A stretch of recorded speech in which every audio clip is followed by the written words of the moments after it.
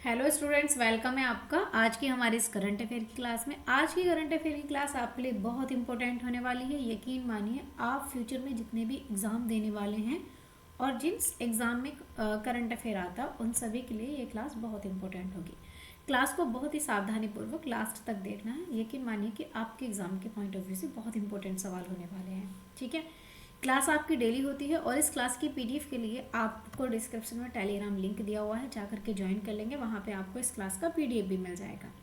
चलिए, जो बच्चे पहली बार आए हैं तो चैनल सब्सक्राइब कर लेंगे। बाकी क्लास पसंद आती है तो लाइक करेंगे और बेल आइकन प्रेस कर देंगे ताकि आपको क्लास का नोटिफिकेशन टाइम पर मिलता रहे। स्टार्ट कर लेते हैं आज की हमारी करंट अफेयर की क्लास, जो वेरी वेरी मोस्ट इंपॉर्टेंट है। चलिए, पहला सवाल हमारी स्क्रीन पर आ चुका है। क्वेश्चन नंबर 1 है, हाल ही में डॉक्टर के.एस. चौहान, ठीक है, नाम क्या है? Doctor K S. चौहान। इनकी एक पुस्तक है, ठीक है, ये जो लिख रहा है आप आराम से पढ़ लेंगे, ठीक है, फंक्शंस एंड प्राइविलेजेस। तो एक पार्लियामेंट, एक शब्द देखो यहाँ पे क्या है कि पार्लियामेंट पावर, यानी कि संसद, ध्यान देंगे, यही समझा देती हूँ, संसद और संसद की जो शक्ति है इसके बारे में, यानी कि पार्लियामेंट पावर, साथ में फंक्शन, यानी कि इसमें क्या क्या इसके विशेष अधिकार या कार्य होते हैं, साथ में प्रिविलेजेस। इनका विमोचन किसने किया है? इस पुस्तक का विमोचन किया है, ये तो बुक है जो इंग्लिश में लिखी हुई है ना। इसका विमोचन यानी कि इसको लॉन्च किसने किया है? राजनाथ सिंह ने लॉन्च किया है, ओम बिरला ने, द्रौपदी मुर्मू ने, जगदीप धनखड़ ने। देखो, हम बात कर रहे हैं यहाँ पे एक बुक है जिसका नाम है यहाँ पे पार्लियामेंट फंक्शंस एंड प्रिविलेजेस, ये बुक है। और अगर इस बुक की बात करी जाए तो ये जो बुक है इसके राइटर कौन है? तो अगर बात करें कि भाई इसके लेखक कौन हो जाएंगे, तो जो इसके लेखक हैं ये तो हैं डॉक्टर के.एस. चौहान, ठीक है। Doctor K S. चौहान की बात करूं, इनके द्वारा तो ये बुक लिखी हुई है। इस बुक में है क्या चीज़? अगर इस बुक की बात करें कि इस बुक में बात किसकी करी गई है, तो देखो इस बुक में जो है बात करी गई है जो हमारी संसद है, इस संसद में, संसद किस आर्टिकल में आती है? हाथों हाथ लिखते रहेंगे। संसद आती है आर्टिकल 79 में, ठीक है। यानी कि संसद, इस संसद के क्या तो कार्य होते हैं, ठीक है, साथ में इस संसद की जो शक्ति है इसके बारे में भी बात करी गई है, साथ में जो संसद के विशेष अधिकार हैं, ठीक है, जो विशेषाधिकार हैं, इन विशेष अधिकारों की भी बात करी गई है, ठीक है। तो ये बात करी गई है इसमें। अब बात आती है, अच्छा, विशेषाधिकार, संसद के विशेष अधिकार किस आर्टिकल में आते हैं? आर्टिकल 105 105 अनुच्छेद में, ठीक है। तो इसकी बात करी गई है। अब इस बुक को लॉन्च किसने किया है अगर बात करें, तो यहाँ पे इस बुक को लॉन्च किसके द्वारा किया गया है? इस बुक को लॉन्च किया है हमारे जगदीप धनखड़ ने। क्या नाम है इनका? नाम है जगदीप धनखड़।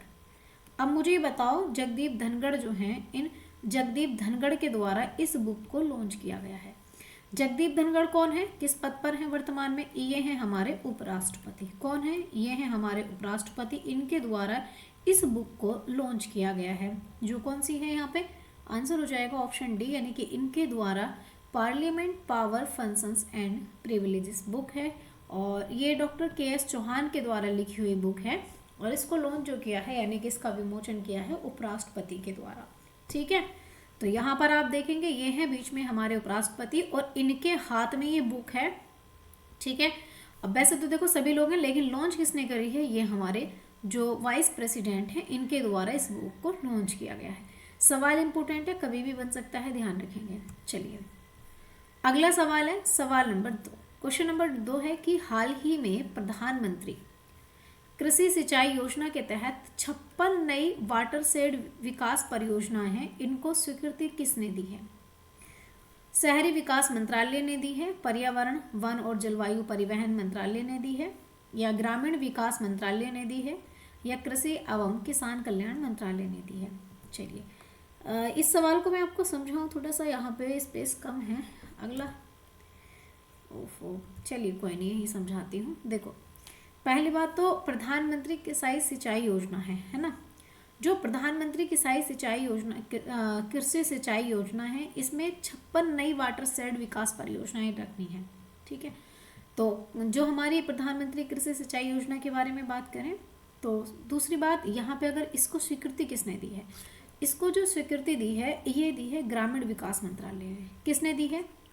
जो ग्रामीण विकास मंत्रालय है इसके द्वारा इसे जो है स्वीकृति दी गई है। इसमें 56 वाटरशेड परियोजनाओं को मंजूरी दी गई है। अच्छा, तो ये अगर बात करें कि भाई ये राज्यों में कितनी परियोजनाएं बनाई जाएंगी, तो अगर मैं बात करूं कि भाई राज्यों में कितनी परियोजनाएं बनाई जाएंगी, तो ये 105 परियोजनाएं बनाई जाएंगी राज्यों में। ठीक है, अब इनका काम क्या होगा, यानी कि देखो यहाँ से आपको वाटर शेड समझ में आ रहा है, ये वाटर शेड इनका काम क्या होगा, देखो इससे वाटर शेड से निकालो इसका मतलब, इसका काम ये होगा यहाँ पे सॉरी ये हाँ 105 परियोजनाएं और कितने राज्यों में बनाई जाएंगी, अगर बात करें कितने राज्यों में बनाई जाएंगी, तो ये आपके जो 10 राज्य हैं इन 10 राज्यों में बनाई जाएंगी। ठीक है, 10 राज्यों में बनाई जाएंगी।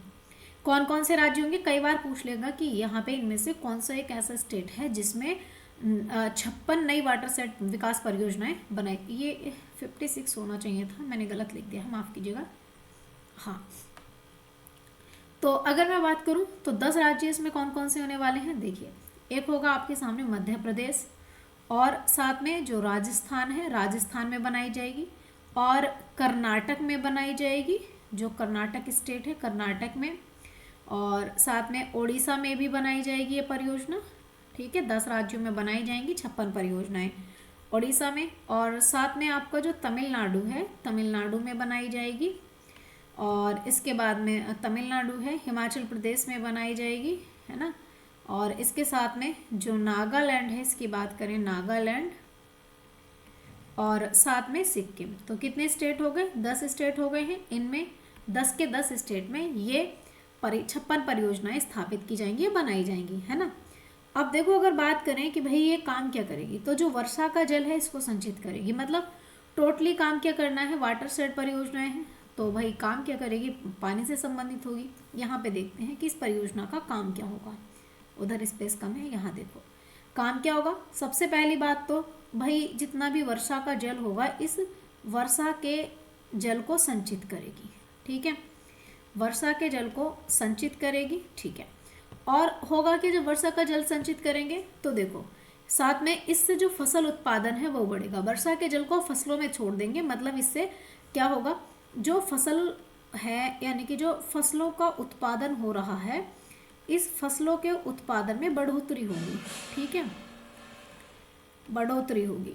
तो इसका आंसर क्या हो जाएगा, ग्रामीण विकास मंत्रालय ने जो है इसको स्वीकृति दे दी है। 56 नई परियोजनाएं हैं, 10 स्टेट में बनाई जाएंगी, मध्य प्रदेश, राजस्थान, साथ में कर्नाटक, उड़ीसा, तमिलनाडु, हिमाचल प्रदेश, नागालैंड और सिक्किम। अब देखो आपको जितने स्टेट है ना, अब ये स्टेट वाले जितने भी लोकेटेड सवाल आया करेंगे, मैं अब आपके लिए एक मैप लेके आया करूँगी, उस मैप में फिल करे करेंगे। ठीक है, चलिए, जिससे कि आपको लंबे टाइम तक याद रहे। ठीक है, तो यहाँ पे प्रधानमंत्री ने जो है यहाँ पे जो है कृषि सिंचाई योजना के तहत इसको जो है मंजूरी दे दी है। ठीक है, चलिए भाई अगले सवाल की तरफ चलते हैं। सवाल नंबर 3।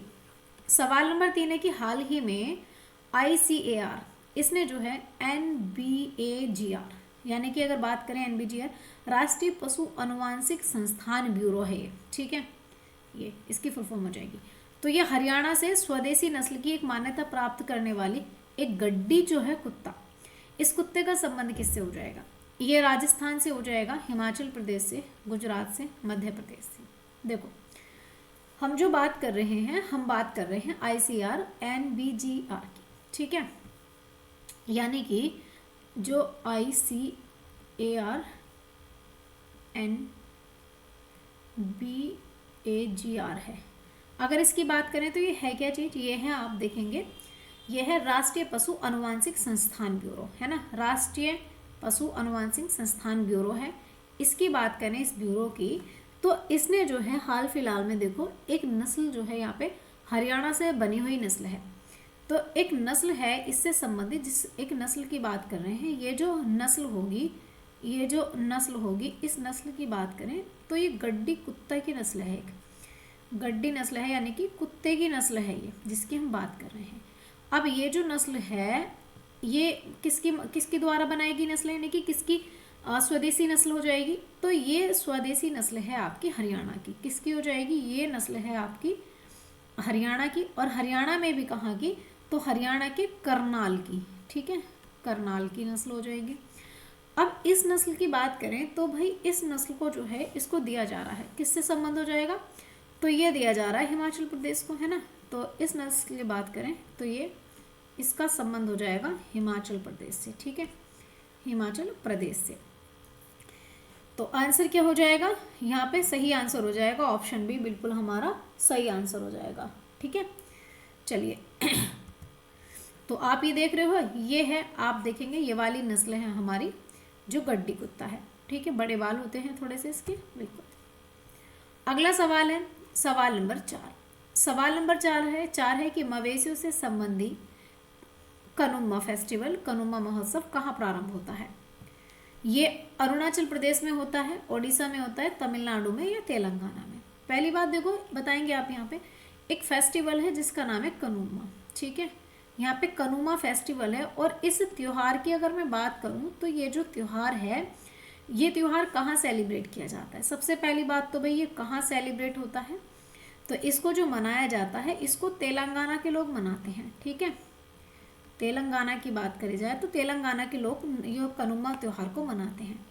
अच्छा, इस त्योहार का जो संबंध होता है, इस त्योहार का संबंध किससे होता है, इस त्योहार का संबंध होता है पशुओं से, यानी कि जो मवेशी हैं, इन मवेशियों की बात करें, इसका संबंध मवेशियों से होता है, ठीक है। मवेशी या मैं कहूँ कि जो पशु हैं, यहाँ पे जो पशु हैं इन पशुओं से होता है, ठीक है। अच्छा, दूसरी बात, ये मनाया कब गया है, तो अगर बात करें कब सेलिब्रेट किया गया है, तो ये शुरू हुआ है आपका 16 जनवरी को, ठीक है, 16 जनवरी को ये स्टार्ट हुआ है आपका फेस्टिवल। अच्छा, मनाते क्यों है, ऐसा क्या होता है इस फेस्टिवल में, क्या काम होता है, देखो होता क्या है इसमें, जो पशु होते हैं साथ में, यानी कि जो मवेशी हैं इनकी बात करें, एक तो जो मवेशी हैं, इन मवेशियों की, और साथ में जो कृषि के उपकरण होते हैं, कृषि उपकरण होते हैं, इन कृषि उपकरणों की पूजा करी जाती है, ठीक है, इनकी पूजा करी जाती है। और मैंने आपको बताया था कि इंडिया में जितने भी फेस्टिवल सेलिब्रेट किए जाते हैं वो कहीं ना कहीं हमारी कृषि से संबंधित होते हैं, है ना। चलिए, तो ये कहाँ का हो जाएगा, ये हो जाएगा तेलंगाना का फेस्टिवल हो जाएगा, आंसर होगा ऑप्शन डी। तो ये मवेशियों से संबंधित त्यौहार हो जाएगा, है ना। तो यहाँ पे कनुम्मा फेस्टिवल मनाया गया है जो मवेशियों से संबंधित हो जाएगा। अगला सवाल है हमारा सवाल नंबर 5। सवाल नंबर 5 है कि हाल ही में किसे यूनेस्को विरासत प्रमाण पत्र मिला है। तो यूनेस्को विरासत प्रमाण पत्र भाई ये शांति निकेतन को मिला है, धोलावीरा को मिला है, या चराईदेव मोइदम को मिला है, होयसल मंदिर को मिला है। चलो इसकी बात कर लेते हैं। देखो सबसे पहले बात करूँ मैं यूनेस्को की। अगर इस यूनेस्को की बात करी जाए तो यूनेस्को की पहली बात तो इसकी स्थापना कब होती है, कब बनता है। इसकी स्थापना की बात करें तो इसकी स्थापना होती है 16 नवंबर 1945 को, 1945 को इसकी स्थापना होती है। और दूसरी बात है कि इसका हेडक्वार्टर कहाँ होगा, तो इसका हेडक्वार्टर होगा पेरिस फ्रांस में, ठीक है। पेरिस फ्रांस की बात करूँ तो पेरिस फ्रांस में इसका हेडक्वार्टर हो जाएगा। अब इसके एक बार सवाल बना था कि इसके महानिदेशक कौन है। इसके अगर महानिदेशक की बात करें तो इसके महानिदेशक कौन हो जाएंगे, तो अब इसके महानिदेशक कौन है, ये है आंद्रे अजोले, ठीक है, ये हो जाएंगे आंद्रे अजोले की बात करी जाए तो ये अजोले हो जाएंगे। अच्छा, उप महानिदेशक कौन हो जाएंगे, आप मुझे बताएंगे। यूनेस्को के उप महानिदेशक की बात करें तो उप महानिदेशक कौन हो जाएंगे, ये आपके लिए सवाल है, ठीक है। तो यहाँ पे चलिए मैं ही बता देती हूँ, उप महानिदेशक कौन हो जाएंगे, ये हो जाएंगे सिंकू, ठीक है। क्योंकि मैं इसलिए बता रही हूँ, एक बार एग्जाम में आया था कि यूनेस्को के उप महानिदेशक कौन है हाल फिलहाल में, तो ये हो जाएंगे सिंकू। अब देखो यहाँ पे यूनेस्को की बात करें तो यूनेस्को की जो भारत में धरोहर है, भारत की कंडीशन की बात कर लेते हैं। अब यहाँ पर तो जो भारत की स्थिति है, भारत की कितनी धरोहर हैं या भारत के कितने स्थान हैं जो यूनेस्को में शामिल हैं। भारत के जो टोटल स्थान हैं वो हैं 43, यानी कि 43 स्थान हैं जो इसमें शामिल हैं। अच्छा, 43 हैं तो सबसे पहली बात आती है, देखो यहाँ पे 43 में 35 यानी कि 35 तो ऐसे स्थान हैं जो आपके सांस्कृतिक हैं, है ना, सांस्कृतिक, ठीक है, सांस्कृतिक है।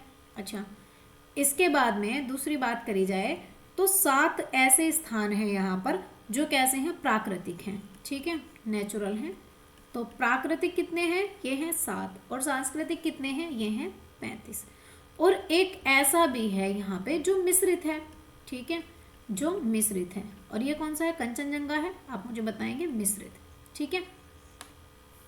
तो कितने हो गए यहाँ पे, पूरे 43 हो गए। अब आपसे पूछूं कि भाई 43 नंबर का कौन सा है, अगर यहाँ पे पूछी जाए कि जो 43 नंबर का है ये कौन सा हो जाएगा, 43 नंबर का आपके लिए इंपॉर्टेंट है, ये हो जाएगा 43 का जो मोइदम हो जाएगा, ठीक है, ये कौन सा हो जाएगा, चराईदेव मोइदम, ठीक है, ये हो जाएगा हमारा मोइदम।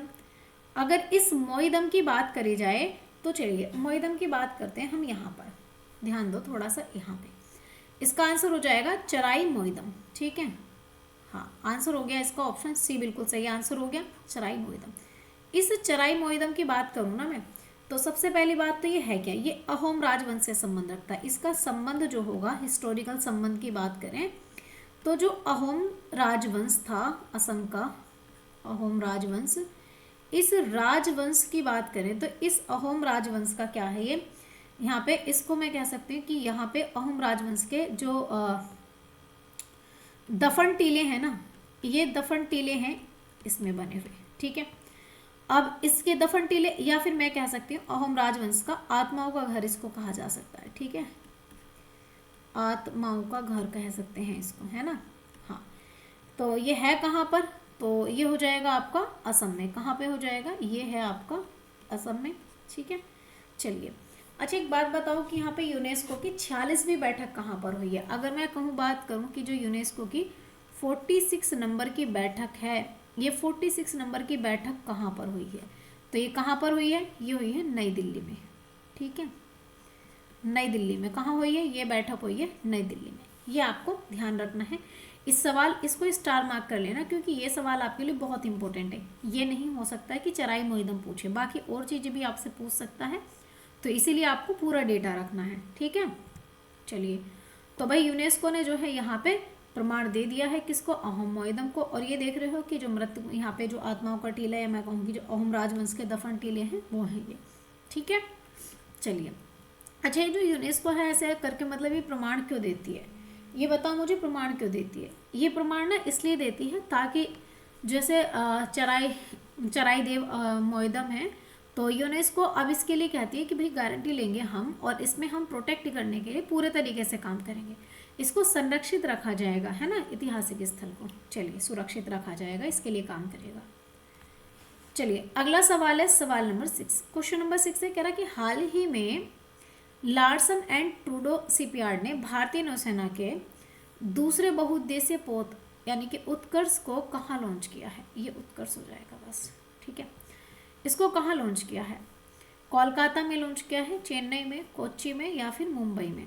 देखो तो इसका आंसर क्या होगा बताएंगे। देखो सबसे पहले अगर मैं आप लोगों से यहाँ पे बात करूँ तो जो उत्कर्ष ये है, अगर बात करी जाए यहाँ पे इस उत्कर्ष की, है ना, है क्या ये, तो ये जो है आपका बहुउद्देशीय पोत है। इसका एक उद्देश्य नहीं, बहुत सारे उद्देश्यों के लिए बनाया गया एक जहाज है ये, यानी कि ये है क्या भाई, ये बहुत सारे उद्देश्यों के लिए बनाया गया एक जहाज, या मैं कहूँ कि भाई ये एक पोत है, या फिर मैंने कहा कि ये है एक जहाज, ठीक है। चलो इसका संबंध, तो देखो ये है तो जहाज, लेकिन ये बनाया किसने है, किस कंपनी ने इसको बनाया है, तो उस कंपनी की बात करें तो भाई जो कंपनी है ये बनाया है, यहाँ पे देखेंगे लार्सन एंड जो ट्रूडो कंपनी है, ट्रूबो कंपनी, इस ट्रूबो शिपयार्ड ने बनाया है, ठीक है, यानी कि भैया इसने बनाया है, ठीक है। अच्छा काम किस में करेगा ये, तो ये जो जहाज है ये जो काम करेगा ये किसके लिए करेगा, नौसेना के लिए काम कर रहा है, यानी कि नौसेना का ऐसा जहाज, ये दूसरा जहाज है नौसेना का, ठीक है, नौसेना का दूसरा जहाज हो जाएगा ये। अच्छा तो पहला कौन सा था, अगर बात करें तो दूसरा है, पहला कौन सा था, अगर पहले की बात करी जाए कि पहला कौन सा था, तो आईएनएस समर्थन आपने पढ़ा होगा, है ना, यहाँ पे नेवल शिप की बात करें समर्थन, तो पहला था यहाँ पे समर्थन, ठीक है। अच्छा तो ये होगा है किसका, भारतीय नौसेना का है। अब बात करें कि भाई इसको लॉन्च किया गया है, कहाँ पे लॉन्च किया गया है, ये जो है लॉन्च किया गया है, लॉन्च कहाँ पे किया गया है, तो ये लॉन्च किया गया है यहाँ पे कुटपल्ली में, ये है कुटपल्ली। और इस कुटपल्ली की बात करूँ ना तो कुटपल्ली कहाँ पर हो जाएगा, ये जो कुटपल्ली क्षेत्र है ये चेन्नई का हो जाएगा, ठीक है, चेन्नई तमिलनाडु, तो ये चेन्नई का हो जाएगा। इसका आंसर होगा चेन्नई, यानी कि आंसर ऑप्शन बी हो जाएगा। यहाँ पर इसको लॉन्च किया गया है और ये ट्रूडो शिपयार्ड जो है यानी कि लांस एंड ट्रूडो शिपयार्ड का सेकंड जहाज हो जाएगा जो भारतीय नौसेना के लिए है और इसके बहुत सारे उद्देश्यों के लिए बनाया गया है। सिंपल सी लैंग्वेज में समझो, है ना। तो इसका आंसर हो जाएगा ऑप्शन बी। तो आप देख रहे हैं यहाँ पे उत्कर्ष, इसको लॉन्च किया गया है। चलिए अगला सवाल है हमारा क्वेश्चन नंबर 7। क्वेश्चन नंबर 7 है कि हाल ही में केंद्र सरकार ने किसकी अध्यक्षता में परमाणु ऊर्जा आयोग का पुनर्गठन किया है। तो परमाणु ऊर्जा आयोग बनाया गया है किसकी अध्यक्षता में, अजीत डोभाल हैं या फिर यहाँ पे प्रमोद कुमार मिश्रा हैं, अजीत कुमार मोहंती हैं या फिर टीवी सोमनाथन है। टीवी सोमनाथन आप बताओ। और ये कौन है अजीत डोभाल, आपको मैंने बताया था ये नेशनल सिक्योरिटी नहीं, ये तो वो थे क्या बोलते हैं, मेरे दिमाग से निकल गया, एडवाइज़र हैं ये एनएसए, ये एडवाइज़र हैं एनएसए, है ना। हाँ, तो ये हमारे राष्ट्रीय सुरक्षा सलाहकार पद पर है, मैं कहूँ तो ये हमारे राष्ट्रीय सुरक्षा सलाहकार की बात करें एनएससीए हैं या जो भी हैं, सुरक्षा सलाहकार हैं ये, ठीक है। अब आज यहाँ पे टी सोमनाथन आप बताओ किस पद पर हैं। तो देखिए बात किसकी हो रही है यहाँ पे, बात हो रही है आपकी परमाणु ऊर्जा आयोग बनाया गया है एक, परमाणु ऊर्जा आयोग की बात करें तो एक आयोग बनाया गया है परमाणु ऊर्जा आयोग। इस परमाणु ऊर्जा आयोग की अगर मैं बात करूं तो भाई इसका पुनर्गठन किया गया है, मतलब इसको गठित किया गया है फिर से। अब इसके अध्यक्ष कौन बने हैं, तो भाई इसके अध्यक्ष की बात करें यहाँ पे तो अध्यक्ष बने हैं अजीत कुमार मोहंती, ठीक है। अजीत कुमार मोहंती की बात करें तो अध्यक्ष बने हैं ऑप्शन सी, ठीक है। अजीत कुमार मोहंती यहाँ पर अध्यक्ष बनाए गए हैं। चलिए अगला, तो यहाँ पे आप देखेंगे ये बने हैं भाभा एटॉमिक रिसर्च सेंटर के, ठीक है। अगला सवाल है यहाँ पे इन्होंने अध्यक्षता करी है इसको बनाने के लिए, है ना, कमेटी में। सवाल है सवाल नंबर 8 कि हाल ही में ईरान ने किसे अपनी भविष्य की राजधानी के रूप में अपनाने की योजना बनाई है। अब ईरान की देखो बात हो रही है ईरान की, इसने मकरान को बोला है कि हम राजधानी बनाएंगे, आबादान को बोला है, बंदर ए अब्बास को बोला है या फिर यहाँ पे तबरेज़ को बोला है। देखो ईरान ने ना भी घोषणा करी है, ईरान ने बोला है कि भैया हम जो हैं अभी तक ईरान की बात करें तो इसकी जो राजधानी हुआ करती थी, अभी वर्तमान में जो राजधानी है अभी भी वो है, इसकी राजधानी है तेहरान, ईरान की राजधानी है तेहरान। और ईरान ने ये कहा है, ईरान ने जो घोषणा करी है या ईरान ने जो बताया है, ईरान ने ये बताया है कि जी हम अपनी राजधानी तेहरान को जो है इसको चेंज करेंगे, ठीक है। मतलब चेंज करेंगे तो कोई दूसरी राजधानी बनाएंगे। हाँ, ईरान ने ये कहा है कि जी हम जो दूसरी राजधानी बनाएंगे वो बनाएंगे दक्षिण मकरान, ठीक है। ये दक्षिण मकरान जो है, इस मकरान को राजधानी बनाएंगे। तो लोगों ने सवाल उठाया कि भाई मकरान को आप कैपिटल बना रहे हो, इसके पीछे रीज़न क्या है, और आप तेहरान को राजधानी बनाने से मतलब तेहरान को चेंज कर रहे हो, क्या रीज़न है। सबसे पहले तो भाई ये है कि कारण क्या है कि राजधानी बदल रहे हैं ये। देखो तेहरान को राजधानी छोड़ने से, यानी कि तेहरान को जो राजधानी है अगर बात करें कि इसको तेहरान को राजधानी क्यों छोड़ रहे हैं, मकरान को क्यों बना रहे हैं, क्योंकि देखो इन्होंने कहा है कि जो तेहरान है, तेहरान में सबसे ज़्यादा वायु प्रदूषण हो रहा है, यानी कि वायु प्रदूषण हो रहा है और वायु प्रदूषण से राजधानी पे बहुत फर्क पड़ता है। अच्छा तो चलो कोई बात नहीं, इसको तो सहन कर लें। बोले दूसरी सबसे बड़ी वजह है कि यहाँ पे पानी की भी कमी हो गई है, पानी की कमी है। अब ये तो बहुत बड़ी प्रॉब्लम है, अभी पानी की भी कमी है। अच्छा इन्होंने बताया कि भाई यहाँ पे ये तो तेहरान में है ही नहीं, वायु प्रदूषण बहुत ज़्यादा है, पानी की कमी है। बोले ठीक है।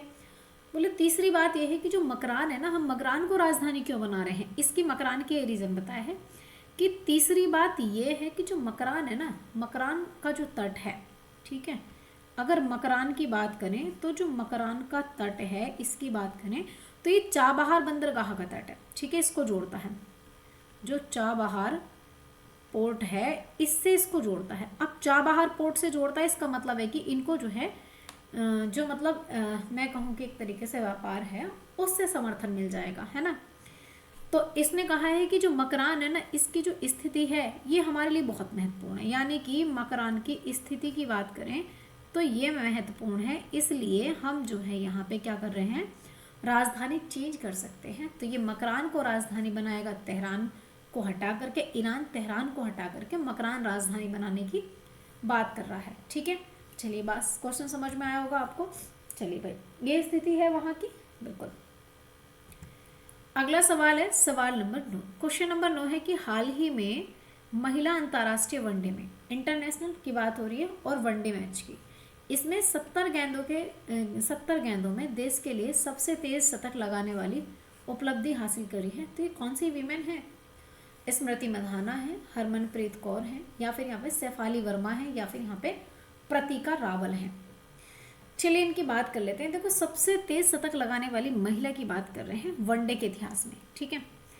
हम बात कर रहे हैं कि जो वनडे का इतिहास है, इस वनडे के इतिहास की अगर बात करें भारत के लिए, ठीक है, भारत के लिए, ठीक है, भारतीय महिला की बात करूं तब वनडे इतिहास में भारतीय महिला जो सबसे तेज शतक लगाया है जिन्होंने, ठीक है, सबसे तेज शतक लगाया है। अब इनके शतक की बात करें, शतक नहीं है शतक है, ठीक है, ठीक है। चलो इनके शतक की बात करें तो इन्होंने ना 70 गेंदों में शतक लगाया है, 70 गेंद, अरे भाई बड़ी मिस्टेक हो रही है, 70 गेंदों में शतक लगाया है। अच्छा देखो लगाया किसके खिलाफ है, तो आयरलैंड के खिलाफ लगाया है, ठीक है, जो आयरलैंड है इसके खिलाफ लगाया है, आयरलैंड के खिलाफ, ठीक है। चलिए दूसरी बात क्या है, देखो इन्होंने 10 वनडे शतक की बात करें लगाने वाली पहली महिला बनी है, 10 वनडे शतक लगाने वाली भी। तो भाई ये जो है 10 वनडे शतक की बात करें, वनडे शतक लगाने वाली प्रथम महिला है, ठीक है, प्रथम फीमेल है।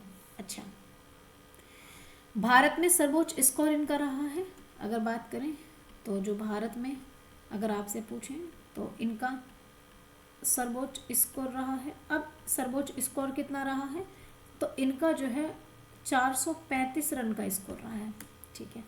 सबसे बड़ी जीत भी इन्होंने करी है। तो ये है कौन, अगर बात करें तो ये है स्मृति मंधाना। कौन है, ये है स्मृति मंधाना, ठीक है। चलिए आंसर हो जाएगा ऑप्शन ए, ये है स्मृति मंधाना। और इनके रिकॉर्ड की बात करें तो इन्होंने जो है भारत में सबसे बढ़िया रिकॉर्ड रहा है। अगला सवाल है और आज का अंतिम सवाल है, क्वेश्चन नंबर 10। सवाल नंबर 10 है कि हाल ही में तमिलनाडु के कुडनकुलम परमाणु संयंत्र के लिए, कुडनकुलम में, ठीक है, इसके लिए 1000 मेगावाट की छवि और अंतिम इकाई का निर्यात, यहाँ पे छठी होगा, छठी है ये और लास्ट इकाई है, यूनिट है, जो निर्यात किसे किया गया है, इसको ऑस्ट्रेलिया को निर्यात की गई है, ये कनाडा को, यूएसए को या रूस को।